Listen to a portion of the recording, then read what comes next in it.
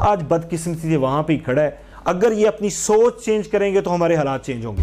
اگر سوچ چینج نہیں کریں گے تو جہاں ہم کھڑے ہیں اس سے بیکورڈ ہوتے جائیں. وائٹل گروپ آف کمپنیز نے تقریباً لگ بھگ 5000 ایکڑ خرید کیا ہے رقبہ ادھر. جی جی. کیا اس میں ٹوٹل زراعت کا کام ہی ہوگا یا دیگر پروجیکٹ بھی لگیں گے؟ نہیں جی, اس میں زراعت کا ہی فی الحال تو زراعت کا ہی ہو رہا ہے, لیکن میں اس پہ زیتون پہ جا رہا ہوں. ایک بہت بڑا میں نے ایکسپیرینس کیا ہے. میں نے زیتون پشاور سے لے کے آیا ہوں, وہاں باغات ہیں زیتون کے, تو میں وہاں سے لے کے آیا ہوں, میں نے کیا ہے. اس کے بعد میں پیاز پہ جا رہا ہوں, ریڈ پیاز پہ جا رہا ہوں. میں نے پچھلی دفعہ میں نے گندم آسٹریلیا سے امپورٹ کر کے میں نے ایک بیج کاشت کیا تھا, اس کی میں نے یوٹیوب پہ میری وہ چلی بھی تھی, تو میں نے اس کو مطلب گندم اب میں اس دفعہ وہ پراپر اس کو کاشت کروں گا, تو اس کی ایوریج 100 سے ابو آئے گی انشاءاللہ. میرے پاس بیج موجود ہے, تو میں نے دوستوں کو گفٹ بھی کر رہا ہوں, کیونکہ میرا کوئی اس بیج کو سیل کرنے کا موڈ نہیں تھا. میں نے دیکھیں اس میں یہ دکھ ہے جو ہماری وسیب کا دکھ ہے کہ اگر میں اپنے لوگوں کو یہ بیج فری آف کاسٹ ایکڑ کا دوں گا, تو جس طرح کہ آپ میں سے لے کے جاتے ہیں 1 ایکڑ کا بیج, تو آپ کاشت کرتے ہیں, تو آپ کے پاس نیکسٹ 120 من گندم ہوگی, تو آپ اس کو سٹور کریں گے, پھر آپ کسی اور کو دیں گے, تو اس طرح ہی سسٹم ڈیولپ ہوتا ہے. تو میں کسی کو میں نے جواب نہیں دیا. جو شخص میرے پاس آتا ہے, اگر میں زیادہ اسے پرووائڈ نہیں کر سکتا ہوں تو میں کم سے کم اسے 1 ایکڑ کا بیج ضرور دیتا ہوں, اور وہ اسے کاشت کرے گا انشاءاللہ. تو اگلے سال انشاءاللہ آپ کو اندازہ ہوگا کہ یہاں پہ نیکسٹ جب گندم آئے گی, زندگی رہے آپ کی بھی میری بھی, ہم دیکھنا اگر نصیب ہوا تو میں آپ کو دکھاؤں گا انشاءاللہ کہ اس کی بہت اچھی آؤٹ پٹ آئے گی. تو اس طرح جو دیکھیں, جو قومیں ریسرچ کرتی ہیں, جو قومیں آگے بڑھنے کی کوشش کرتی ہیں, وہ قومیں ہی ترقی کرتی ہیں. اور جہاں ہم کھڑے ہیں اگر وہاں ہی کھڑے رہیں گے تو پھر دنیا تو ہم سے آگے نکل جائے گی, اور نکل بھی گئی ہے. ہم تو بہت پیچھے ہیں. وائٹل گروپ فلاحی کاموں میں کس حد تک یعنی کہ کام کر رہے ہیں ادھر, اور نیکسٹ جو فلاحی کام کرنے ہیں وہ کون سی کام کرنے ہیں, کن کی طرف رجحان ہے؟ کیسر صاحب, اس میں یہ ہے کہ ہمارے جو کمپنی کے سب سے بڑے ہیں وہ حاجی سعید صاحب ہیں. تو فلاحی کام جتنے ہیں ہمارے وہ حاجی سعید صاحب خود کرتے ہیں, اور ہماری یہ خوش نصیبی ہے کہ وہ اپنے ہاتھ سے کرتے ہیں.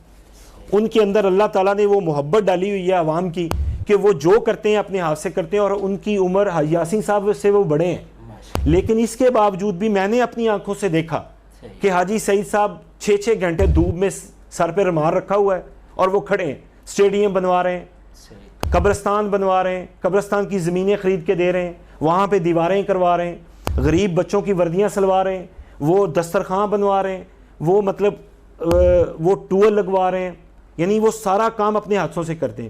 وہ کبھی نہیں یہ جانتے, کبھی نہیں انہوں نے میں نے نہیں کبھی دیکھا کہ انہیں وہ یہ سوچتے ہوں کہ یار میں بزرگ آدمی ہوں, میں اربوں میرے پاس ہے تو میں اپنی جان کو سکون دوں. نہیں, میں نے جب دیکھا کسی دھوپ میں کھڑے دیکھا, جب دیکھا اللہ کی مخلوق کے لیے ان کی خدمت کرتے دیکھا. اور کیونکہ بزنس کو دیکھتے ہیں حاجی یاسین صاحب, فلاحی معاملات کو اور ہمارے سیاست کے کئی معاملات کو حاجی سعید صاحب دیکھتے ہیں, جو میاں مرتضیٰ صاحب سابقہ MP ان کے والد ہیں, والد محترم ہیں. تو انہوں نے ہمیں سکھایا یہی کہ جب دیکھو بچے کہ اگر ہم اللہ سے بزنس کریں گے تو ہمیں ارننگ زیادہ ہوگی. تو ہم فلاحی کام کر کے اللہ سے بزنس کرتے ہیں. تو جو بندہ اللہ سے بزنس کرتا ہے وہاں پہ لاس نہیں ہوتا. یہ آزمائی ہوئی بات ہے, بلکہ آپ مطلب یہ طے شدہ بات ہے, یہ تقوی سے میں کہہ رہا ہوں کہ ایسا ممکن ہی نہیں کہ لاس ہو جائے جو بندہ اللہ سے بزنس کرتا ہے. اللہ سے بزنس کیسے ہوتا ہے؟ اللہ سے بزنس ایسے ہوتا ہے کہ بندہ میرے پاس جو کچھ ہے میں اس کی زکوٰۃ ادا کروں قرآن و سنت کے مطابق. زکوٰۃ ادا کرنے کے بعد وہ جو میرا پیسہ پاک ہو جاتا ہے, وہ پاک پیسہ میں اللہ کی مخلوق پہ خرچ کروں, تو وہ اللہ سے بزنس ہے. جو پاک پیسہ اللہ کی زکوٰۃ دینا کوئی بڑائی نہیں, وہ تو فرض ہے ہم پہ. اگر اللہ نے ہمیں دولت سے نوازا ہے تو پھر یہ فرض ہے زکوٰۃ دینا, وہ تو فرض ادا ہو گیا. تو پھر آگے بزنس ہے. وہ پاک پیسہ جب آپ اللہ کی مخلوق پہ خرچ کرو گے تو پھر اللہ اس کو 70 گنا کر کے آپ کو دے گا. یہ اللہ کا وعدہ ہے, اور اس کا وعدہ سچا وعدہ ہے. جی سر. آپ ابھی ہمارے علاقے کے جو لوگ ہیں ان کے لیے کوئی میسج چھوڑیں گے؟ دیکھیں جی, میں اپنے علاقے کے لیے ایک میسج یہ چھوڑوں گا. میرا میسیج تھوڑا سا لمبا ہوگا. جی میں ایسا یہ چھوڑوں گا کہ دیکھیں آج کل ہم ایک بہت بڑی مصیبت میں گزر رہے ہیں. وہ مصیبت مار صاحب یہ ہے کہ ہمارا یہاں پہ ہر گاؤں 160 گاؤں ہیں, 160 گاؤں کے ساتھ بستیاں بھی ہیں. یہ میں اپنی تحصیل کی بات کر رہا ہوں.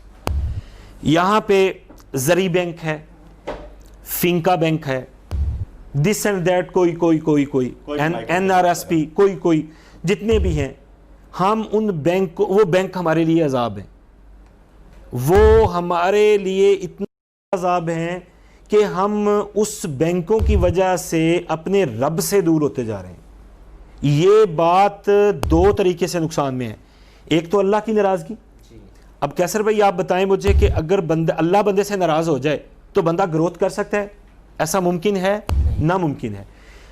نمبر ایک یہ ہے کہ ہمارے گاؤں کے 160 گاؤں سے میں چیلنج کرتا ہوں, مجھے ایک گاؤں میں صرف